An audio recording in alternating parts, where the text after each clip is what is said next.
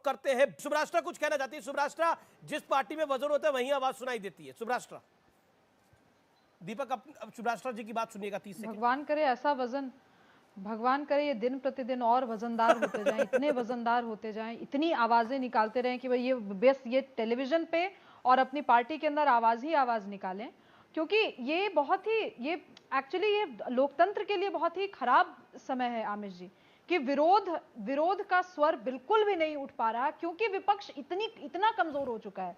अभी आप देखिए, जब अटल बिहारी वाजपेयी जी का दो बार जिक्र आ गया इस शो में, स्वर्गीय अटल बिहारी वाजपेयी जी ने स्वर्गीय इंदिरा गांधी जी को जब दुर्गा कहा था, तब इतनी चिल्लपो नहीं मची थी, किसी में कोई इनसिक्योरिटी नहीं हुई थी कि कौन पार्टी छोड़ के चला जाएगा, इंदिरा जी कहीं भाजपा तो ज्वाइन नहीं कर लेंगी, ऐसा तो नहीं है कि इंदिरा जी के तत्वावधान में एक नई पार्टी खुल जाएगी। भाई आप सोचिए कि कांग्रेस कहां से कहां पहुंच गई है। ये छीटाकशी चलती रहेगी, लेकिन ये विपक्ष आग लगाना चाहती है। वजन है, वजन होती है तो आवाज आती है, हवा में आवाज थोड़ी आती है। आपने देखा नहीं लॉजिक कितने सारे दिए गए हैं। कोई मंत्री है जो दो मंत्री है जो हजारों करोड़ रुपए कमा रहे हैं, उनके पास ब्लैक है, वो ब्लैकमेल कर रहे हैं। वो ब्लैक कहां मेल हो रहा है, पूरी पहेली बन गई है। अब इन सवालों का जवाब जिनको देना चाहिए वो उपस्थित है नहीं, जो उपस्थित हैं वो बार बार ऐसी बात बोल जा रहे हैं जिसमें स्वयं उलझ करके रह जा रहे हैं। ये तो मैं तो सही कह रही हूं कि आज एक बहुत बड़ा खुलासा हुआ है आपके चैनल पे। आपकी डिबेट ना होती आमिर जी तो वहां राजस्थान में इतना बड़ा घोटाला हो गया, 1000 करोड़ की बात की गई, 1000 करोड़ टैक्स पेयर का ही पैसा था ना। ये लूट करके कौन ऐसे 2-3 मिनिस्टर हैं जो भाजपा ज्वाइन करने का सोच रहे हैं ईडी के प्रेशर में, ये तो बहुत बड़ा सवाल है। ये तो अब लग भिड़ करके लोगों को बस इसी का पता लगाना चाहिए। जो टैक्स पेयर है उनको तो पता होना चाहिए कि उनका पैसा, उनका अपना कमाया हुआ पैसा जो उन्होंने सरकार को राजस्थान में एक 1000 करोड़ से ऊपर गबन हो जाता है। मैं आपको एक खबर बताना चाहता हूं। राजस्थान में इंदिरा रसोई है, इंदिरा रसोई के बाहर जो प्लेटें पड़ी होती है उसमें सुअर उस प्लेटों को चाट रहे हैं, उनमें खाना दिया जा रहा है। तस्वीरें वायरल है, कोई भी देख सकता है। सरकार चलाने की बजाय, सिस्टम चलाने की बजाय, आपको जहां का शासन दिया गया वहां पर आप कह रहे हैं कि घोटाला हो रहा है, गड़बड़ हो रही है और इसीलिए लोग ब्लैकमेल कर रहे हैं। ये राजस्थान की जनता के साथ छल हो रहा है। अगर ये सब कुछ सच है तो ये छल है। गवर्नेंस की बजाय ध्यान है कि किसको कुर्सी मिलेगी, किसको नहीं मिलेगी, पायलट को मिलेगी, गहलोत को मिलेगी, गहलोत रहेंगे, पायलट आएंगे। इसमें राजस्थान की जनता का क्या फॉल्ट? आप कहते हैं मैं केंद्र के अंदर सत्ता दे दीजिए, क्या करेंगे आप केंद्र में सत्ता में आकर? यही सब। अमीश देवगन आप सवाल करके जवाब सुनने की संयम नहीं रखते, जवाब सुनने का बिल्कुल सवाल डाल देते हैं। भाई अगर अशोक गहलोत की सरकार में इतना सब कुछ हो रहा है जो आप बता रहे हो कि वहाँ खाना वो खा रहे हैं, प्लेटों में सड़ रहा है, तो फिर प्रधानमंत्री जी को वहाँ के मुख्यमंत्री की तारीफ क्यों करी उन्होंने?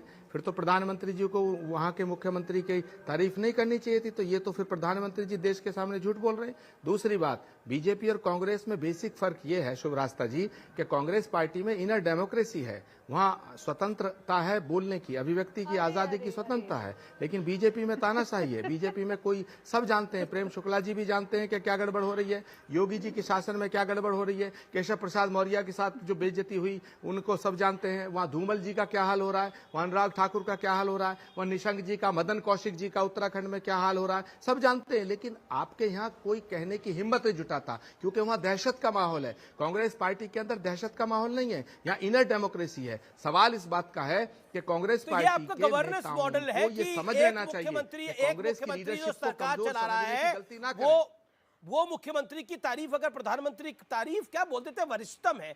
वरिष्ठतम तो आपको भी कह सकती है बीजेपी से कोई, तो आपके पीछे पड़ जाएंगे आचार्य जी ये लोग। कोई बोल देगा, संबित पात्रा बोल देगा, प्रेम शुक्ला बोल देंगे कि आप वरिष्ठ हैं। हमारा पहले आप पे आरोप लग चुका है कि आपने एक एक्सीडेंटल प्राइम मिनिस्टर बना दिया था। 2024 में गवर्नेंस मॉडल वो होगा, प्राइम मिनिस्टर।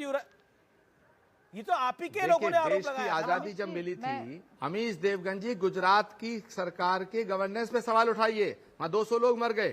सरकार को इस्तीफा देना चाहिए, मुख्यमंत्री को बर्खास्त कर देना चाहिए, प्रधानमंत्री स्वराज से आते हैं, ऐसी बात कर रहे हैं आप। लेकिन आज की जो चर्चा है वो महत्वपूर्ण है। सुभ्राष्ट्रा जी, आमिर जी, मैं चूंकि अंग्रेजी डिबेट से भी जाती रहती हूँ, मैं ये शब्द ढूंढ ही रही थी कि इनर डेमोक्रेसी क्यों नहीं, ये बॉल इनर डेमोक्रेसी वाली क्यों नहीं फेंकी गई अभी तक। ये अगेन ये भी एक चला चलाया जुमला है जो इस तरीके के हर कंफ्यूजन के बाद आता है कि भाई हमारे यहाँ इनर डेमोक्रेसी है।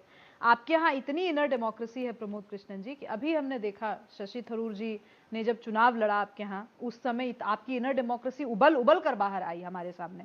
इसके पहले भी गांधी परिवार का जिसने विरोध किया और उनका क्या क्या हश्र किया गया, वो एकदम उछल कर वो इनर डेमोक्रेसी आपके सामने आती है। देश की जनता को बरगलाइए मत। आपके यहाँ कंफ्यूजन है, आप सांगठनिक रूप से कमजोर हैं। आपके यहाँ आज कोई एक कद्दावर नेता नहीं है जिसके कहने पर पार्टी एकजुट हो सके। ये तीनों की जो तिकड़ी है ऊपर फैमिली परिवार की, वो बिल्कुल ही कमजोर तिकड़ी है। ठीक है। अच्छा आचार्य जी देखिए अमित जी, इन्होंने कंफ्यूजन की बात उठाई, तो कंफ्यूजन किसे कहते हैं मैं बताना चाहता हूं। बंगाल के चुनाव में प्रधानमंत्री जी ने कहा कि पुल टूटना जो है ये भगवान की जो है ये भगवान का एक तरह से प्रकोप है और बंगाल की सरकार अभागी है जहां ये घटना घट रही है। वो गुजरात की सरकार पे क्या कहेंगे, ये कंफ्यूजन होना चाहिए, इसको कहते हैं कंफ्यूजन। दूसरी बात है 2024 की बात आई, हम लोग इन्होंने कहा कि राहुल गांधी, प्रियंका गांधी और सोनिया गांधी ने क्या फैसला लिया। राहुल गांधी, सोनिया गांधी, प्रियंका गांधी ने यह फैसला लिया कि कांग्रेस के अंदर इलेक्शन होगा और कांग्रेस का अगला अध्यक्ष नॉन गांधी परिवार से होगा। क्या बीजेपी में यह फैसला हो सकता है कि बीजेपी का अगला अध्यक्ष जो है वो चुनाव से आएगा? नहीं हो सकता है। ये फर्क है। हमने एक दलित को कांग्रेस का प्रेसिडेंट बनाया, हमने एक सीनियर व्यक्ति को कांग्रेस का प्रेसिडेंट बनाया है। देखिए मुद्दे की बात यह है कि अशोक गहलोत जो कह रहे हैं, अशोक गहलोत ने जो निकम्मा नकारा सचिन पायलट के लिए कहा, अगर वही गांधी परिवार के लिए किसी के लिए कह देते तो क्या अशोक गहलोत को मुख्यमंत्री के रूप में स्वीकारा जाता? फिलहाल सीएनबीसी आवाज की टक्कर को यही समाप्त करते हैं, लेकिन निष्कर्ष यही है कि जब आपका घर कमजोर होता है तब किसी बाहर वाले की तारीफ से भी आप शक करने लगते हैं। कांग्रेस को अपना घर मजबूत करना पड़ेगा, अपना दिल मजबूत करना पड़ेगा, तभी कांग्रेस मजबूत हो पाएगी। फिलहाल सीएनबीसी आवाज की टक्कर में इतना ही। शुभ रात्रि, नमस्कार।